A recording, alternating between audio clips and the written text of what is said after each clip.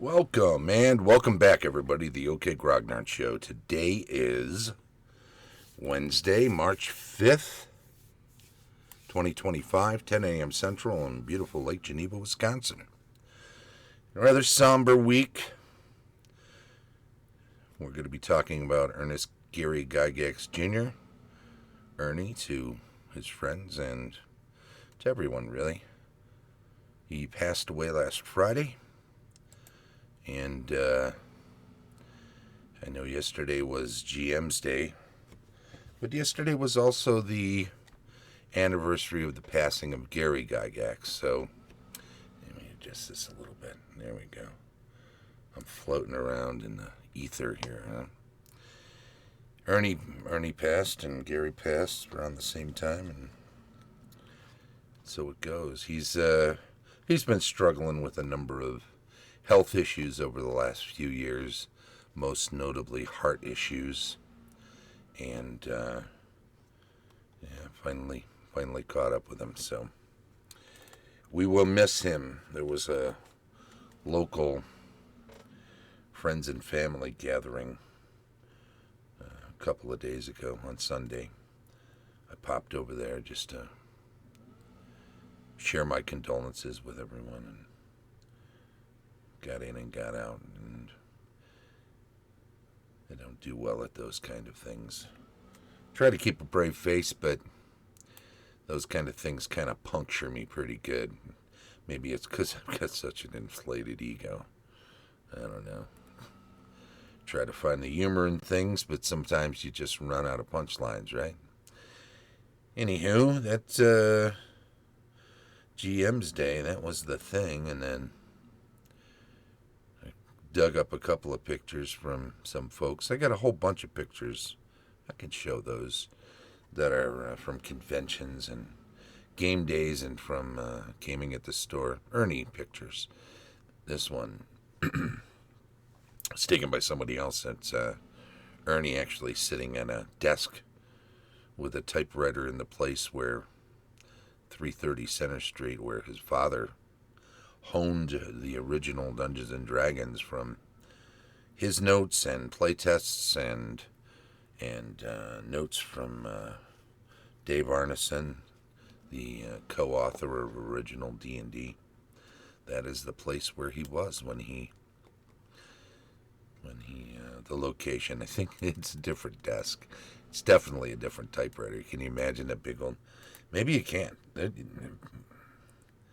Typewriters used to be amazingly large mechanical affairs with huge levers, and you really had to push something down like 2-3 inches to get the hammer to strike to put the letter up on the page. And that looks like it's a smaller electric typewriter. I'm not sure Gary would have had. I don't know. I guess when I went out to San Francisco in Oakland in the early 80s, I had an electric Brother typewriter that I took with me, but the one we had in our house from years before was a big old mechanical contraption. I swear it was a foot high and 18 inches wide once you counted the carriage return and everything. And it was amazing. Oh, I wonder if my brother's the pack rat. My older brother is the pack rat of the family, and he may well have stowed that away somewhere for future times. He's definitely a guy that collects things. In any event, Ernie passed on Friday, and we will miss him. There's a picture of him at the same place with lovely Donna, his wife. They got married just last year, and they'd been planning the wedding for quite some time, but between COVID situations and his personal health issues, it got postponed a little while, and eventually they were like, no, we're going to do this. It's something they both wanted to do for quite a while, and they finally did it, which I'm so happy for them. Let me see if I can get that started there. I wonder if... There we go. Okay. I get that left screen up and running. Here's a picture from the actual 50th anniversary of Dungeons & Dragons. This would have been the 51st anniversary. Games that Ernie ran for us locally. This is from GaryCon 2. Maybe I'm going too fast on these. You know what? You can pause them when you want. This is going to make lousy listening for our audio people. Let me just tell you, this is one of those times when you should swing by the YouTube channel and watch the actual video, because there'll just be a montage of pictures. This was from GaryCon 2 when I had a whole war game set up that hundreds of miniatures. Ernie was there talking to me about the setup and everything, the castle and the other things I had going. Ernie running again a game at GaryCon 4 there, shaking hands with people in the crowd, running some stuff on Gary Gygax Day at his home in 2012. Most of my pictures, so all of these pictures, will be between probably 2010 and so GaryCon 2 on up through today. In fact, I have so many pictures. Probably I'll divvy them up in half, and we'll put half of them in this video, and we'll do another video, maybe not next week, but maybe just after GaryCon, when I can talk about the service that they're going to have on Sunday at GaryCon, the 23rd at 9 a.m. At 9 a.m. on Sunday the 23rd, in the Grand Geneva lobby, they will hold a service like they always do. The Geek Preacher, Derek White, loves to hold a service every year at GaryCon, and this year, of course, they will extend it to include a memorial service for Ernie. There's a picture when I first moved up here. A few of the guys playing at my house, Ernie and Tom Worm, and here we are playing some Puerto Rico, which we had a lot of fun with very often. Kingsburg. There'll be a lot of pictures in here of playtests of the Hobby Shop Dungeon playtests that we did with Ernie for a couple of years. But of course, he'd been playtesting that. He'd been running it since his days back at Center Street Dungeon Hobby Shop, when it was back in the 70s, before they moved over to the building where Kilwins is now, and bought that building and moved on in. So there's some of the playtests there. There's Benny up on Skyping in. He was with us remotely, so we were running remote games back in 2013, at least partially remote game. There's Norm. John played with us a lot. I have other pictures from around the table and stuff, but I thought there's Scott. I thought I'd mainly stick with the pictures that had Ernie in them. There's me and Ernie behind his screen. There he is, sitting next to the wonderful Wendy in an LGG game day in 2014. And there he is again, running some more. Oh, this was a big event I ran. That's only half the table. Jim and Tom and Ernie playing in a game of D&D that I put together for them. And, we have like 12 people around the table that day. It was a good one. Here's Ernie at a GaryCon. Oh, this one doesn't have Ernie. It's got Dave Teparato and Susie Yee and Joseph Browning. The latter two being Expeditious Retreat Press. They're over in Europe, Dutch country, living now. Wonderful. I keep in touch with them. There we are, playing some Can't Stop. We had to roll the dice for Benny because he was up in Canada, but he was on, I don't know, we were probably using Skype back then. That's what I'm guessing, but I'm not 100% sure. Oh yeah, we got Chris Herzog in on on the remote feed too for a little while so that we could make sure we had everyone in there.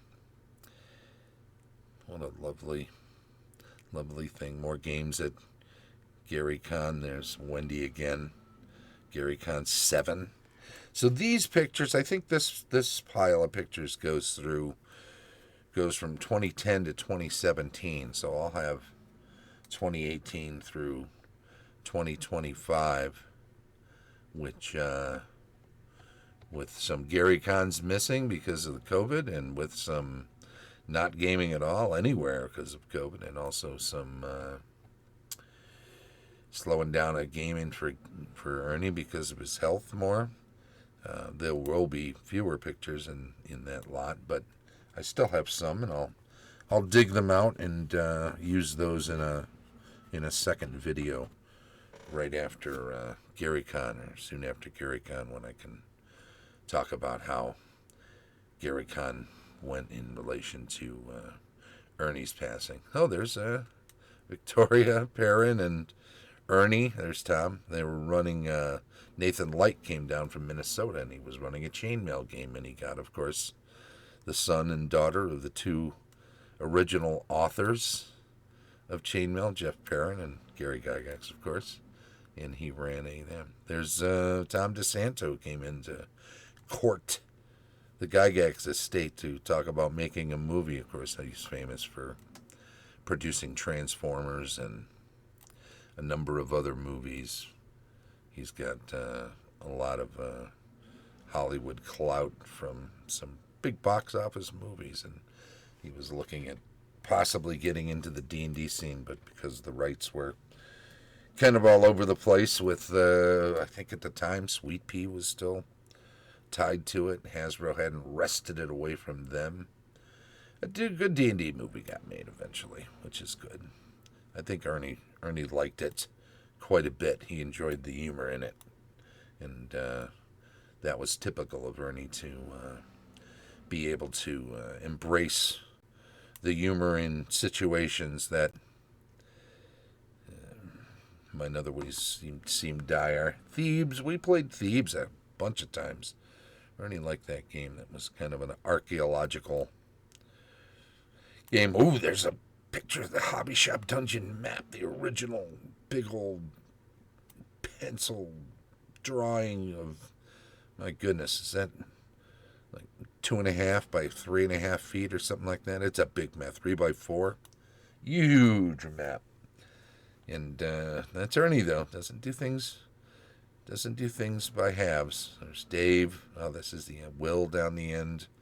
There's GM extraordinaire, Shane Bradley, the wonderful Shane Bradley. That's the last picture of this set, so we'll switch back over to the local screen here. In any event, that's just a collage of pictures.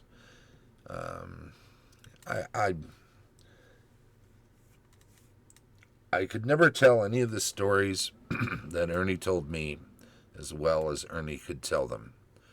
So when it comes to stories he told of his early days, those were his to tell, and for other people that were with him, since those are their stories too. But I enjoyed hearing his stories, and I enjoyed the fact that he enjoyed telling them and told them so well.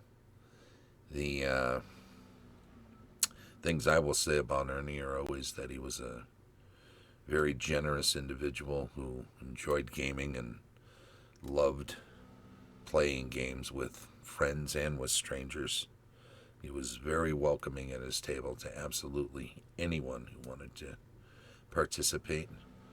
And I forget who said it. Somebody recently said online, so you can say what you will about Ernie, and way too many people do that have a right to, but you could say what you want about Ernie, but he didn't do things maliciously.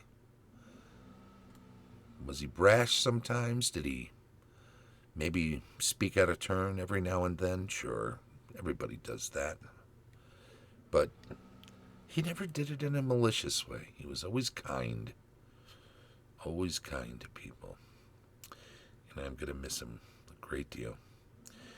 So, let's finish this one up, huh? And we'll come back next week with something else, and we'll get a GaryCon, pre-GaryCon episode sometime in the next couple of weeks, and then we'll come back after GaryCon and take a look at some more pictures of Ernie and discuss how GaryCon went all in the same video. I think that'd be a good tie-in for since the memorial service will be there. Don't forget, 23rd of March, Sunday, 9 a.m., Grand Geneva Lobby, if you're in the area or can get there. I'm sure everyone will be welcome, just like at Ernie's table. We've been looking at some part of the life of Ernest Gary Gygax Jr., Ernie, our friend, and he passed last Friday. There's Vince in the chat. Thank you, Vince. Thanks for stopping there in too. This has been the OK Grognard Show. What do we know about that? The show streams live on Twitch each Wednesday at 10 a.m. Central and is then archived on YouTube. Like, subscribe, follow, share it with your friends and all around. It's always nice of you to do that. It's appreciated. Don't forget, you can help me make more of these videos. More videos like this one by becoming one of my supporters on Patreon. There's a free level. Just join up that way and let me know you're out there and that you're supporting the show in spirit. You don't have to do it in money. I don't need it. Dumb Tellus of Fat Dragon Games. Who couldn't use money? Everyone can use money. Carlos Lysing of Castle Entertainment. These are just a couple of the wonderful supporters. Heath Farndon of the D&D 20. Dave O'Brien. Heidi and Eric Gygax Garland of Gaxland. Vince Ragusca, who's in the chat today. He's from the excellent prog rock band, the Maroon Room. Look for them. They'll be coming up with an album in short order, later this year probably. So, Unauthorized User also supports us. And Dan Caldwell of Griffin and Gargoyle. That is not dead. So don't think that's going away. And I'm looking forward to that eventually becoming a thing. And, as always, DM extraordinaire, Shane Bradley. This has been the OK Grognard Show from beautiful Lake Geneva, Wisconsin. Bye-bye.